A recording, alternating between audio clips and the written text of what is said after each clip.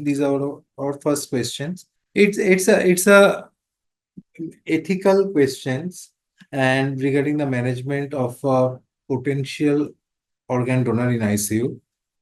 So how to approach being an intensivist or being a critical care physician, how to approach in such scenario. Like a 45-year-old man, you have already know this question. So, uh, what is the most appropriate response by the medical team?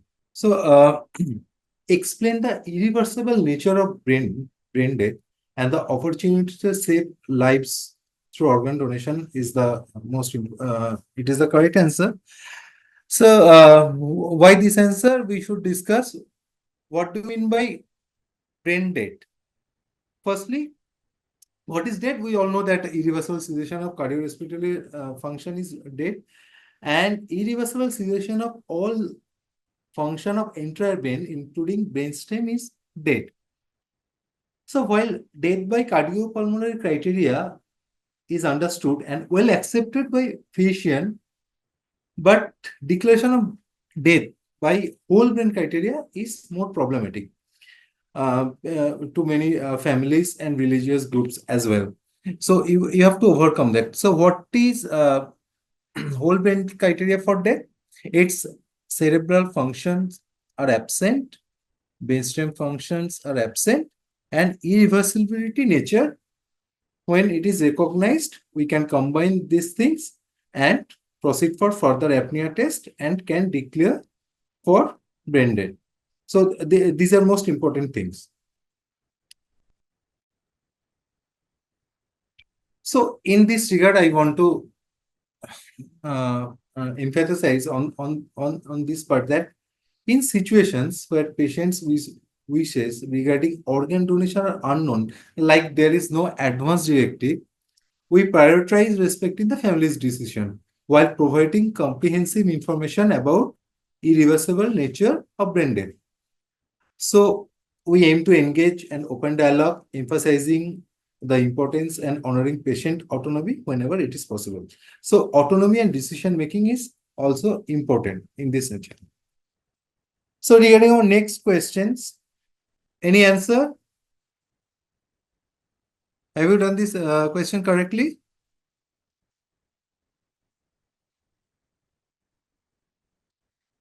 So this is it's a universal question. What is the most important consideration when selecting a donor kidney for this patient? It's a universal question, and this is common for each and every organ. So the answer is anyone?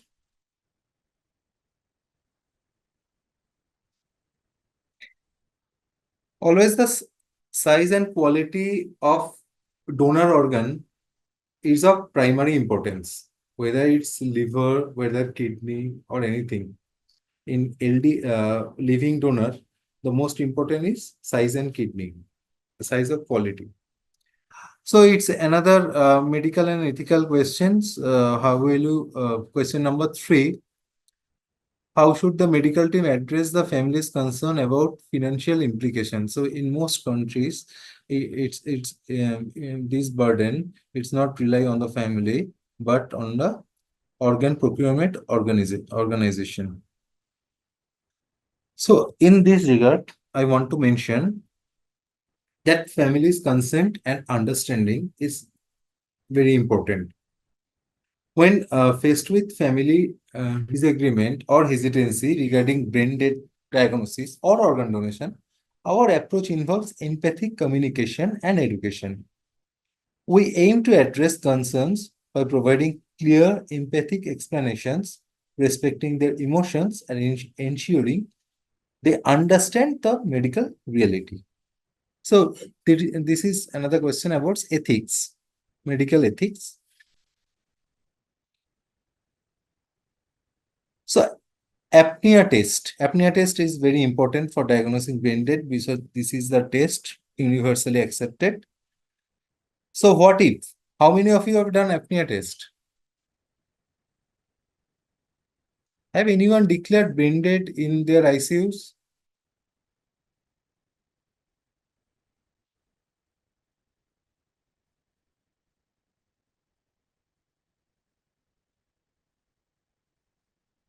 Anyone?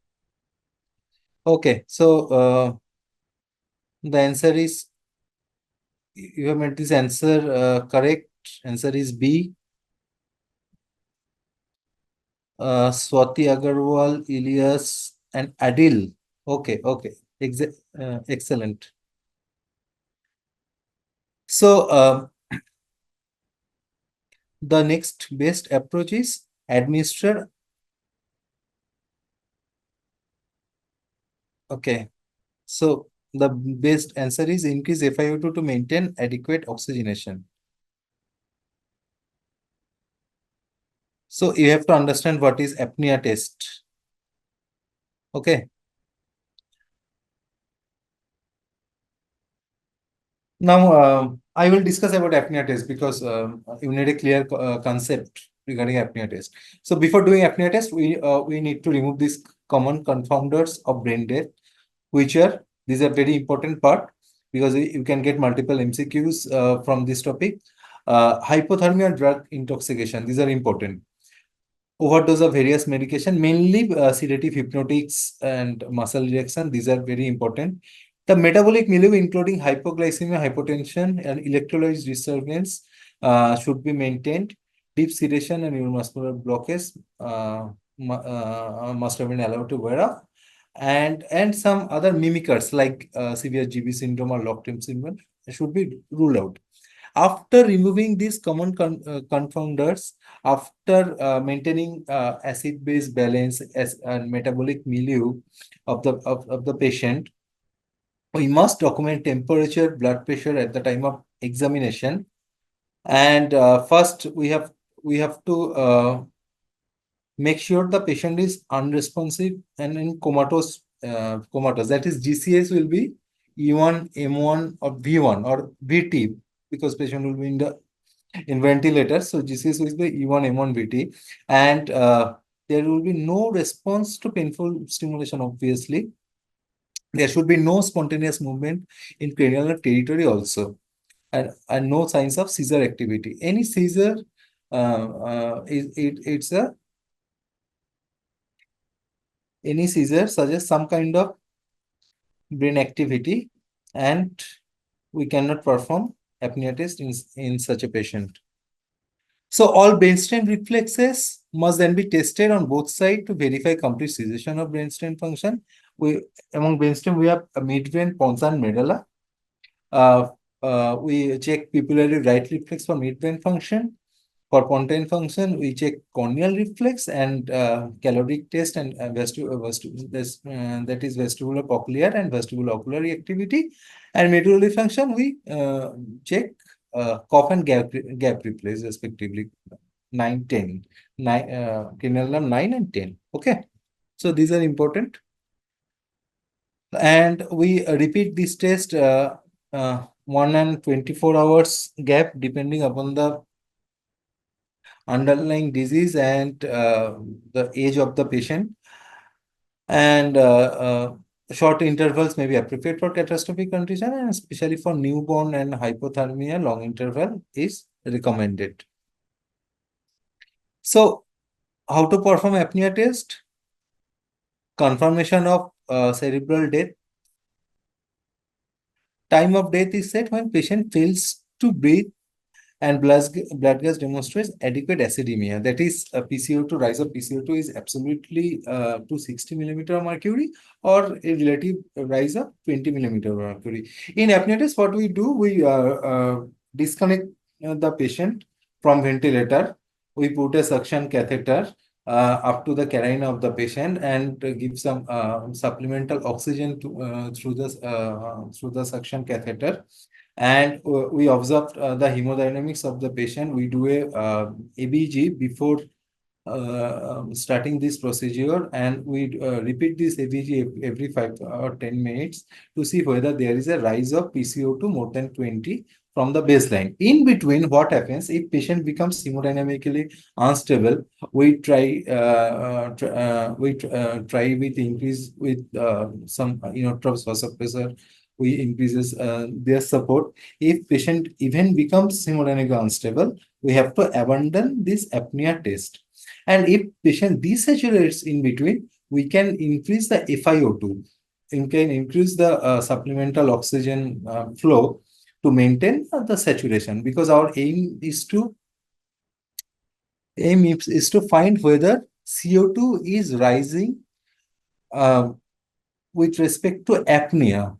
It doesn't depend on oxygen saturation. Okay, so that's the important thing. What about apnea test? These are the salient point about apnea test. You can get questions from apnea test, and some certain reflexive movement should be ruled out, because they sometimes these things may mimics like patient reflex. We have to look for chest rise. Okay, triple flexion of lower limb is it's a common finding, and this can mimic decerebrate posturing and Lazarus sign. These are another important thing, but this should be taken care of. The most common method of confirming brain death is by demonstrating lack of effective intracranial perfusion. So when apnea testing is not possible because of hemodynamic instability or for any other reason, so we can do the ancillary test. What are those? Nuclear scintigraphy or cerebral angiography. This is gold standard. We can do CT angiography and transcranial Doppler, and on EEG, bedside electroencephalogram, showing isoelectric or non-reactive EEG. These are important things. Okay. So, but these are ancillary tests, and the main test is apnea test. Okay. So, coming to our next questions. Question number 5. 35-year-old, previously healthy woman admitted to ICU with massive ICH, describe aggressive interventions, including surgical evaluation of hematoma, refractory intracranial hypertension, and fulfills the criteria of brain death. No medical history.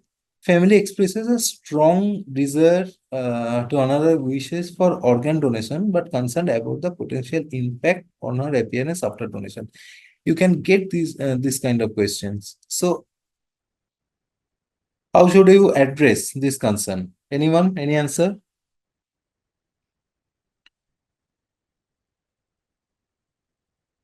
Any answer? I'm not getting any answer from you guys.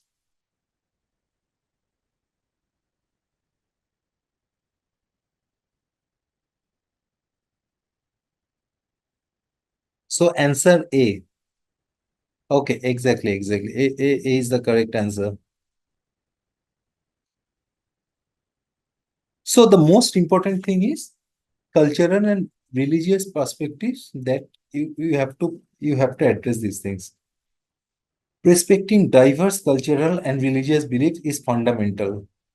And we have to engage in culturally sensitive discussion, acknowledging and accommodating beliefs while providing accurate medical information to support family in making an informed decision in accordance with the values. These are important things. Okay. So this quite this was an easy one. This about apnea test. So what are the potential complication of apnea test? The most common potential complication is cardiac arrhythmia. I guess you have made this right. Cardiac arrhythmia. What are the other complications? Cardiac arrhythmia followed by hemodynamic instability and cardiac arrest. Okay. So again, this is a question about medical and ethical perspectives of organ donation. So, what my questions to everyone is: do we need any consent to perform apnea test? Anyone? It's quite universal in all over the world. Uh, do we need any consent for apnea test? No, exactly. Adil, excellent. So, but the thing is, you have to explain the rationale behind apnea test and its role in confirming brain death. Okay. So, what is the main thing? What is the main thing? Main thing is family consent and understanding is very important. We don't need any consent for apnea test, but when faced with family disagreement and hesitancy, regarding brain death diagnosis or organ donation, our approach should be empathic. Okay, and you have to educate the patient attendants, and we have to respect their emotions and ensure you have to ensure their understanding of medical reality. These are the important. Another thing in this respect is conflict of interest, because being doctor, you are asking for organ donation again. They might think that you have a potential interest, and so separating discussion about organ donation from patient care is essential. Our focus remains on providing the best possible care for the patient, ensuring family decision regarding organ donation is entirely independent and free from any influence. That must be maintained. Ideally, a team of brain death management and team who talks or who asks for organ donation, and the team which is involved in transplant surgery should be different. Okay, in this regard we can take help from other grief counselors and other hospital appointed teams who manage these situations, because you have to be empathic and knowledgeable about the patient condition as well. So this question is about how to manage potential organ donor. So, which hormone are typically administered in hormonal therapy for brain dead organs? Any answer? Which hormones? Question number 8.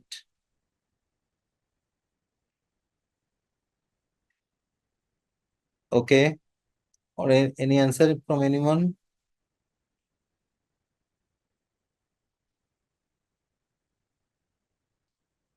Okay. So Adil, Ilyas, and Archana, all are right. So answer is thyroid hormone and vasopressin. So let's discuss something about management of potential organ donor in your ICU. So what a role of intensive is being maintaining hemodynamic stability, diagnosis and preparing the family for devastating news, counseling of the family end of life, policies and protocols for options of organ donation, and communication with transplant coordinator, organ procurement team, and family members. These are the basic things. You need to play this role in care of potential brain dead patient. Uh, just not going details into the pathophysiology because we are out of time. The main thing is you have to know that initial response is hypertension and bradycardia. This is called Cushing reflex. As the brainstem becomes ischemic, vagal cardiomotor reflex becomes ischemic, and unopposed sympathetic stimulation occurs, which causes tachycardia, hypertension due to high blood catecholamine levels, and this is called autonomic storm or catecholamine surge. This is one important thing, because you have to treat this condition with short-acting beta blockers or GTN or sodium nitroprusside IV infusion, because this is a short-acting state. After that, you will get profound reduction in sympathetic outflow with loss of autonomic tone, resulting in vasodilatation and hypotension. Concurrent ischemic damage to hypothalamus and pituitary results in temperature and endocrine dysfunction as well. Thus, there occurs interruption of hypothalamo-pituitary axis. So, important thing is autonomic storm followed by profound reduction in symptoms. Okay, so am I audible? So we are encountering multiple technical features too. You are audible. Okay. Thank you. So we were in our last question. Yeah. So pathophysiological changes we are discussing. Cushing reflex and myocardial depression, hypotension, myocardial ischemia. We have to manage these things with inotropes vasopressors. Drug of choice is noradrenaline, and followed by adrenaline and dopamine. And for respiratory, we encounter a unique respiratory failure, which is called neurogenic, because of neurogenic pulmonary edema. This is because of release of pro-inflammatory mediators causing lung injury. And in lung dysfunction, we may encounter lung trauma, basal atelectasis, and aspiration. In renal, we have elevated renal tubular injury biomarkers, and what about endocrine? Pituitary ischemia, both anterior and posterior pituitary dysfunction may cause polyuria, hypovolemic shock, hypernatremia, and hyperglycemia, and sick euthyroid syndrome. And in hematological, we have DIC thing. So what about hormone replacement? In patients who continue to have hemodynamic instability after volume replacement and treatment with vasoactive agent and inotrope vasopressors, hormone replacement therapy is a potential option. So first, we have to keep patient in normovolemic. Volume replacement can be guided with use of dynamic markers like PPV or SVV, or USG guided. We can do bedside ultrasonography to see the profile of lung, whether it's B profile or A profile, whether IVC is collapsing or not, whether there is any changes of cardiac output or stroke volume with small fluid boluses. These are important. If BP is not maintained, then we have to start noradrenaline. If heart rate is on a lower side, you can start dopamine or adrenaline also. So even with that, if you are not able to maintain your blood pressure of the patient, then you have to do hormone replacement therapy. So what is the most important hormone? One is methylprednisolone at the dose of 15 milligram per kg, and another two hormones are thyroid hormone and vasopressin. Insulin infusion may be needed when your patient is in hyperglycemia. Okay, it's an optional one. So these hormone replacement, these are important. So coming to our next question, which of the following is a potential complication of liver transplant? So this is a kind of specialized question. How many of you seen a liver transplant?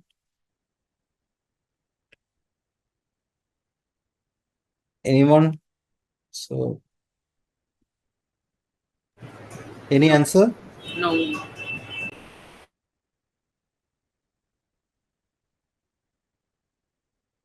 Yes, I have got one answer and it's right. Anastomotic biliary stricture is a this is because of surgical difficulty. Sometimes patient can develop anastomotic biliary structures. I'm not going into the details of surgery. So this is an important question. What is the primary mechanism of action? Mycophenolate. You have to go through these transplant medicines at least once. Whether it's corticosteroid, whether it is mTOR inhibitor, whether it is calcineurin inhibitor, and whether it is T cell depleting agents. And mycophenolate mofetil, it's a commonly used medication in transplant in ICU. It is used both in renal transplant, liver transplant, and other transplant patient. The main mechanism of action is blockade of T cell activation. Anyone, what are the complications of using mycophenolate? Mycophenolate mofetil can cause diarrhea, GI toxicity very common, and can cause pancytopenia. This is another important implication of using mycophenolate mofetil. You have to go through the all these complication of commonly used immunosuppression agent. Next question, what are the characteristic feature of hyperacute rejection? Please go through about the basic things about uh, this uh, uh, about these rejections. What is hyperacute? What is acute? What is chronic rejection? Please go through it. And these are very basic things. We will not be asked about the details, and but these are basic things that they often ask. So this hyperacute rejection mainly occurs due to pre-existing antibodies against donor antigen, and it occurs within hours. So this is an important thing. And what about other types of rejection? Acute rejection. Acute rejection can occur from hours to days. Acute rejection is of two types. It's a cellular, cell mediated, and another is antibody mediated. That is ABMR or ACR, acute cellular rejection, acute antibody mediated rejections. Just go through it. You have to understand these terms at least. This is another medical legal and ethical questions about organ transplant. We have discussed a lot.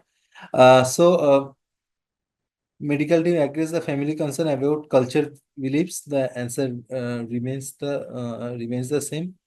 Uh, Refrain from further discussion about organ donation. It's a difficult thing. It's a difficult thing because we are already in shortage of lots of organs. So engage in cultural alliance and religious leader to facilitate the discussion about organ donation is another important.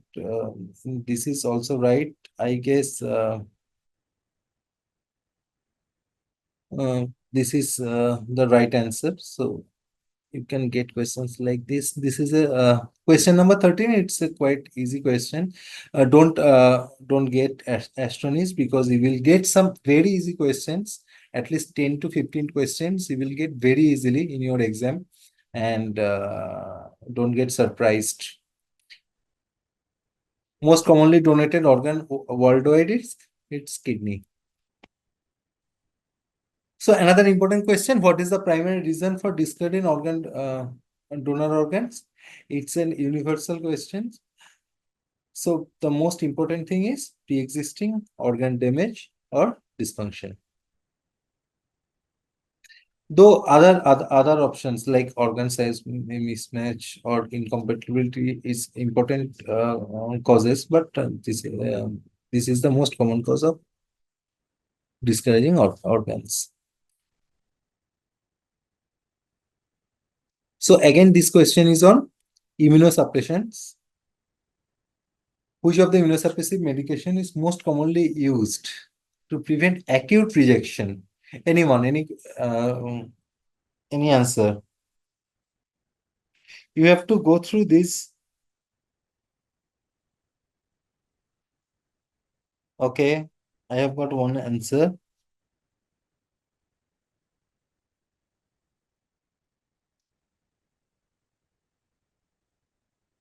So most of you have answered it right. So answer is basilicsimum. So acute rejection. Acute rejection can be treated with IV uh, pulse corticosteroid therapy like IV prednisolone with high doses like 500 mg or 1 gram uh, over 3 days or over 5 days. These are the usual norm. But more potent drug is basilicsimab. It prevents T cell proliferation. Both ATG, anti-thymocyte globulin, and basilicsimab is used for this reason. Okay, prednisolone is mainly used to prevent uh, acute cellular rejection when the first line therapy fails. And what about these two things? Mycophenolate mofetil, like I have already mentioned, and this is for chronic rejection. There is no role of mycophenolate in acute rejection. And tacrolimus and everolimus, and these are calcineurin inhibitors. This can be used in to prevent chronic rejection. Okay, so main first drug is basilicsimab and ATG, followed by prednisolone, high dose prednisolone. Okay, it's so next question. In ABO incompatible transplantation, what's the primary method used to reduce antibody titer? So what is your answer? So if you want to reduce antibody titer, see, rituximab therapy and cyclophosphamide, they don't have any role. So we have two things, either IVIG and plasma pheresis. So both will work. So both answers are correct, but plasmapheresis is more efficient on removing these antibodies. So plasmapheresis is the answer of choice.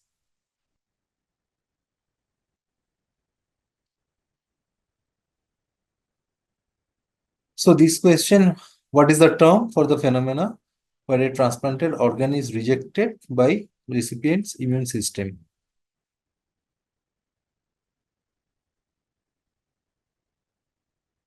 I have already mentioned you have hyperacute, acute, chronic, and GVHD. And transplanted organ is rejected by despite immunosuppressive therapy, it's acute rejection because in hyperacute rejection is because of preformed antibodies. Okay, and this will be acute rejection.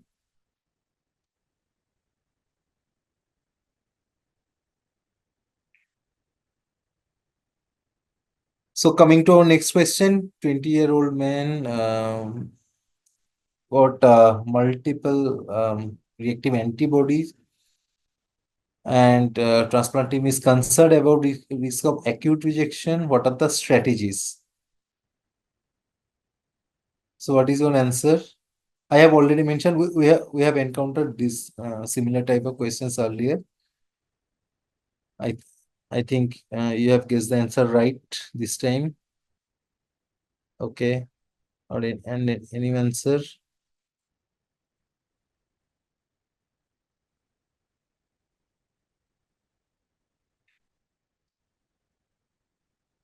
So we are talking about hyperacute rejection. We are not talking about acute cellular rejection when we can consider high dose of corticosteroid during induction therapy. The most appropriate strategy in this patient.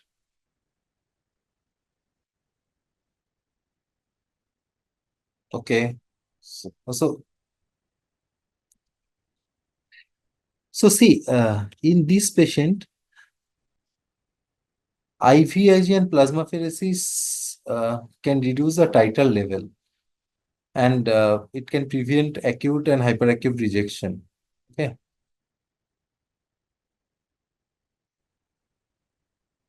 When this fails, plasmapheresis and immunoglobulin, you have always the options for high dose corticosteroid therapy. So A is the answer.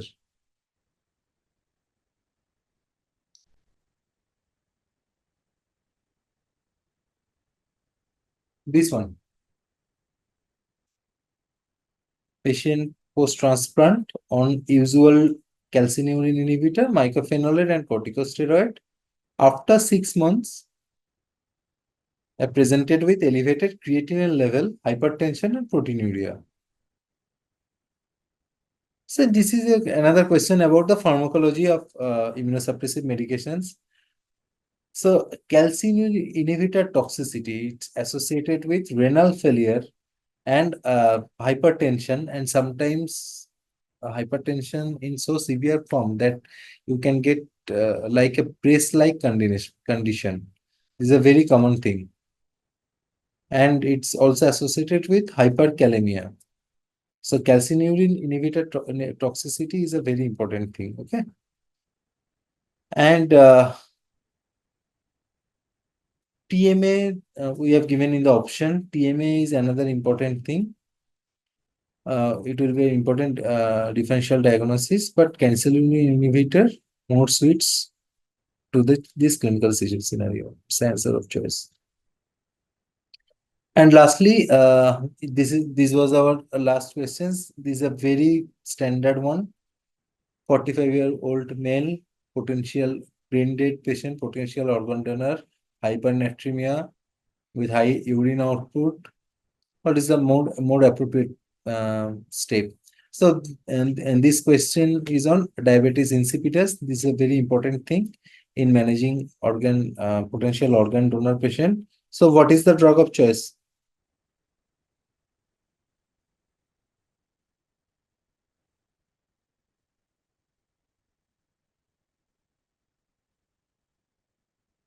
Okay. So everyone has got this answer very right. Desmopressin is the answer of choice. So let's discuss at least some salient points about diabetes insipidus. It's associated with polyuria, hypernatremia, urine with low specific gravity, hyposmolarity of urine, and serum hyperosmolarity. So these are main things, and can encounter this acid-base imbalance and this electrolytemia, hypokalemia, hypocalcemia, as I've already mentioned in this slide. So DDAPP and vasopressin is the drug of choice, and we need to give volume. Okay, volume replacement. So apart from these things, in potential organ donor, most important thing is to maintain normothermia. Normothermia is very important thing because patients are often hypothermic, and prevention of infection and other first hug beats that we use in our ICU patient, maintenance of sugar and a head up position, prevention of basal atelectasis, ventilatory parameters, avoid hypervolemia, especially for potential lung donor patients. These are very important. Okay. So in this regard, I want to say that another important thing is infection in this patient is not a contraindication for organ donor. You can get questions from this aspect also. What are the exclusion criteria for organ donation? Just few points. These are viral infections, active malignancy with high risk of transmission, and that I've already have mentioned, bacteremia or fungemia is not an absolute contraindication to donation. Obviously, we have to continue with the appropriate antibiotics and antifungals in transplant patient. And acute organ dysfunction, particularly acute renal failure in a potential organ donor with prior renal function, is not a contraindication. Okay, you should remember these things. And what are the few things about that where you can get questions? Like accepted age range. These are I have mentioned in this slide. It's universally it's 60. Okay. We have some extended criteria also. I am not going into these details because you will get some basic questions from transplant. So not this advanced one for at least for your EDIC. And these are organ preservation time. So for heart and lung and small intestine is very less and it's highest in kidney. Okay. So thank you everyone. So any questions, I will be happy to answer because I only have.